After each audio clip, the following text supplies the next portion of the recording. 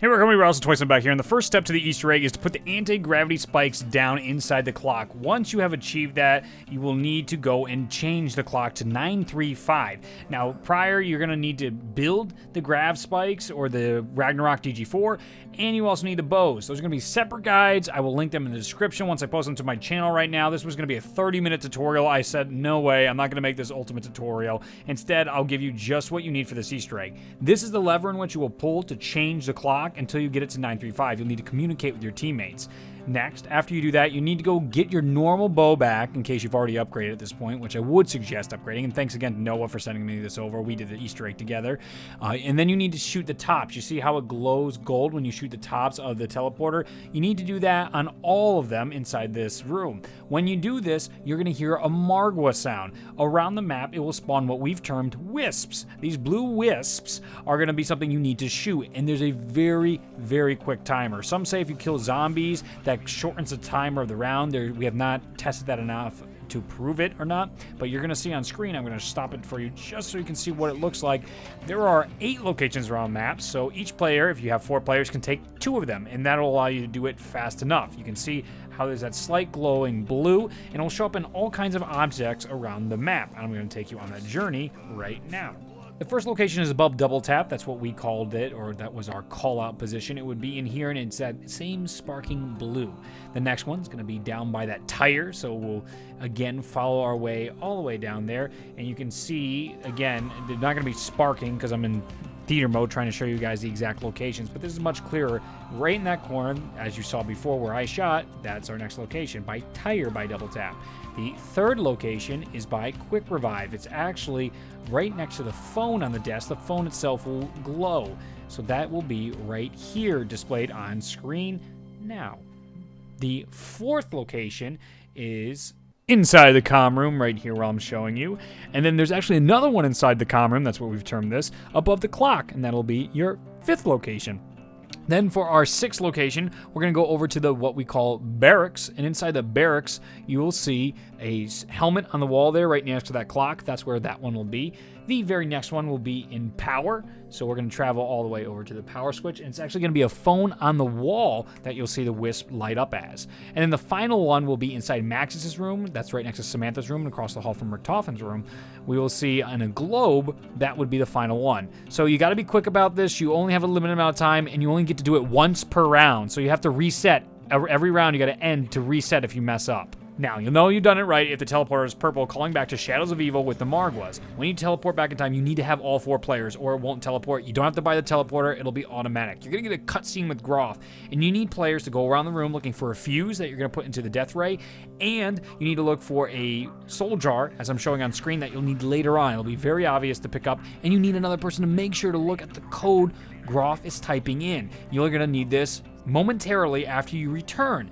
Now, as you can see, we turn that lightning, and D, and those were what we're going to type into a computer later on. Make sure you pick up all the stuff you need in that room. When you return, I'm showing you in super fast mode how to do this. You're going to want to run all the way back, make sure nobody dies, try your best, and get all the way up to the death ray again. This is a nice quick route I found for you guys, so I wanted to showcase it so it'd be helpful to you. And you're going to go all the way up to the death ray, and on the side there's going to be a patch for a fuse, and you put this fuse in, and if you've done it right, it'll glow blue if you've picked up the correct part, and typically everything is shared. Now, I turned that onto protect mode for the next step, where we're going to type in that code that will unlock the safe that we talked about earlier. So you saw Groff closing the safe back in time. In real time now, we know the code that he typed in, and we are going to input it into the computer. If you input it wrong, you're going to have to go back in time because the code will change, and you're going to have to do a new code. You got to do the wisp all over again. And once you get the code right, the safe will open. Inside the safe, you now need to go get 2 fuses, and you'll need to get a floppy disk looking device that you're going to plug into the computers to start Simon Says games at each of the monitors. So there's 2 monitors, one down by the rocket, one up by the clock. You have to play Simon Says. Dogs will infinitely spawn while you play Simon Says, so you need someone to watch your back while they go and input the card and play Simon Says. You input the fuses on the side of the death rays, as I'm showing on screen, and then as you finish the Simon Says games, they should light up. You should see each of the death rays lighting up a very different color. If they don't light up, change what function you're on, the destroy or protect, and then you'll do the Simon Says game again, and then it should light up for you. And then you'll be all good for this step. Once you have them both lit up, then you'll be on to the next step of the Easter egg. When they're both glowing, return to it, and you can press a green button on the back of the death ray. This will cause them to knock the rocket that flew up in the beginning of the map out of the sky. It was in orbit and on its way to the moon. Instead, we mess up electrical fields and we knock it out of the sky. This rocket is going to drop down the Vril device that we're going to have to pick up with a golden rod, and we're going to see it right down in the snow, so casually laying down there, and we're going to pick that guy up and save it for later. And it's also going to drop down our Dempsey test subject from the original World at War. We'll deal with that guy as well later. So once you pick up the Vril device or golden rod, you're going to want to go another round, and you're going to go into the wisp mode once again, because you need to travel back in time one more time. So once you go through that wisp segment again, you're going to want to go into the teleporter, and you're going to go back in time.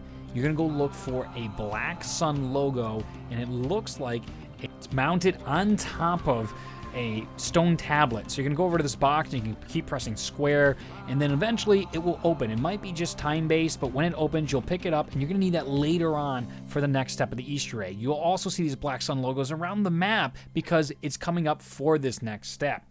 Now, when we get back to reality, we want to go back to the room where we have the goldenrod location. That's where you pick up the bow initially. It's right where the knight is with the coffin, and we're gonna get a keeper ghost to start flying around the map. He's going to fly all the way around to Black Sun logo locations. You'll see the stone tablets, and you're going to stand in this circle. The more players that stand in the circle, the larger it gets. But you can see on the outline of it, there's a color, and that's telling you what person with what bow needs to kill. So as you see here, this is one of the places you need your upgraded bow. Earlier, you also need an upgraded bow to shoot for the wisps, but it was orange for fire bow. And then once you kill enough zombies with the fire bow, he'll be charged and he'll go to the next location. Here I'm showing you the next location in the upper courtyard, and it is glowing purple on the outside. So you need the void bow to start killing them. That's the one with all the skulls that comes out. And it goes on and continues for 4 different locations, and it's pretty straightforward in this sense, but it's very easy to get tripped up. Here is why we went back in time. We will place down our logo, and now the keeper can work. And here we have the Bow of Storms. I was using this in this game. It's blue as the outline, and once you complete that, he'll go to his final location.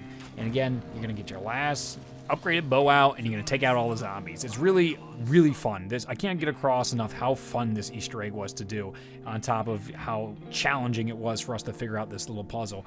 Once it's all said and done, you are really deep into this Easter egg and almost to the final parts and the hardest part. The Keeper will now be fully formed after all 4 of those Black Sun logos are filled, and you're going to follow him all the way down to the MPD in the basement.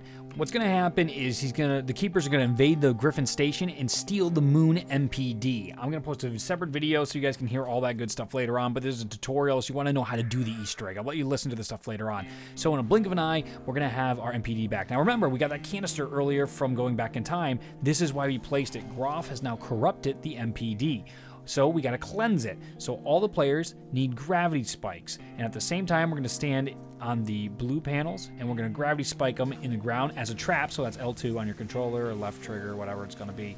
And once you do that, you're going to go into a big final boss fight. Now, this is the first time we've ever experienced a final boss fight in zombies. It is incredibly crazy. Now, there are 4 attacks. He's going to use the same bow attacks against you. The way you hurt him is by placing down your gravity spikes. They'll stay with you below him when he does his electrical attack. Now, he also has a fire attack. He also has an attack where he summons the skulls, and he also has an attack where he summons panzers to aid him in trying to kill you guys. So he's corrupted, and he's messed up. He doesn't know what's going on, and he's now fighting you. He's fighting you with the very bow elements that you're wielding. Make sure to have your bow. Make sure to have mule kick, because ammo is a big deal in this fight. You also going to want to make sure to have any gobble gums and revives, phoenix ups you might want to have in this mode, because it's a long boss fight. It's about 17 minutes long, unedited, the footage. When I looked at it, it's a lot to take in. It's a lot to fight with this Easter egg that's very, very incredibly fun, but it can be awfully challenging.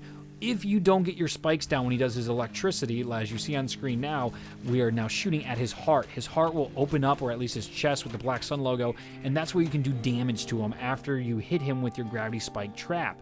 You're going to kill skeletons that are spawning in here as the rounds go on and on to charge those gravity spikes. This is a very easy fight as long as you can take your time and set your own pace with it. If you let the game run away with you and let the panzers intimidate you, you're going to die pretty quickly. But if you know you're good at the game, you trust in your abilities, you can really take it in stride, dodge his ring of fire attack that we were terming it. He has the skulls that are going to get you. The panzers will try get on your butt. And if you know how to deal with the electricity, you'll be okay. Like I was saying earlier, if you don't get the spikes down in time for the electricity attack, all you need to do is hide behind one of the pillars and you'll be safe. If you're caught in plain sight, it will insta-down you. That's how we lost the first time we fought him, because we didn't realize the electric attack was going to mess us up. On screen, you can see once again, I put down the spikes and we're going to take them out. There's 3 times that you're going to have to do this, and you have to do 2 apiece. So you put down 2 spikes and shoot him and he'll die. You put down 2 spikes and you shoot him and die, and then you'll put down 2 spikes and you'll shoot him and he'll die. It has 3 sequences, and eventually when you beat him and open up his heart, it'll be over. You'll get some max ammos when you deal with panzers and fight with all the other guys, but once you take him out, then it will turn you back to where the original game was. You'll go back to your normal game. It's not over yet, so you have just one more thing to do after your incredible fight with the Keeper. Reiterate, because it's very important with this fight, you need to have everybody have the best weapons. You gotta be armed to the teeth and ready to fight for a while. You're going to take out panzers. You're going to fight panzers. Everyone can have their bows, and it's going to be a very long and interesting fight. Make sure to put down your spikes when he puts down his electrical attack, because he'll stun himself, and then you can shoot him in the chest. Do this 3 times, would get 3 cycles through, and then you'll be able to kill him. So I hope this does help you. There's plenty of gameplay I'll post later on if you really want to get more in depth with it, but I trust in your guys' abilities. You'll know when he dies because you'll get a giant flash, he'll start spitting on screen, and then you'll come back to the MPD, the Moon MPD. Here, you were actually charging the summoning key. So you're going to take the summoning key out of the MPD. It'll show up on the map in a second, or it'll come on. Our game was, again, a little glitchy. Even the cutscene desynced on me, which was annoying, but not much you can do about it. It'll start glowing, and you will take the summoning key outside of the MPD.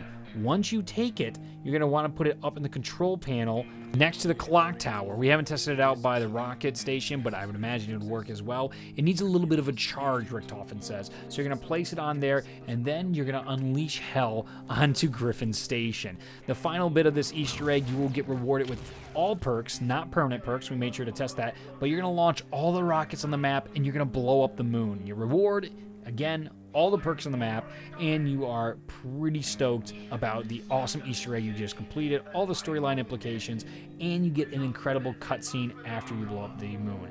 If you did enjoy this tutorial, please tell me in the comments below. I have lots of videos to come out for Eisendrache, so please subscribe for it. I am so excited that we got to do this first with the help of the community. We couldn't have done enough with all the teams running out there.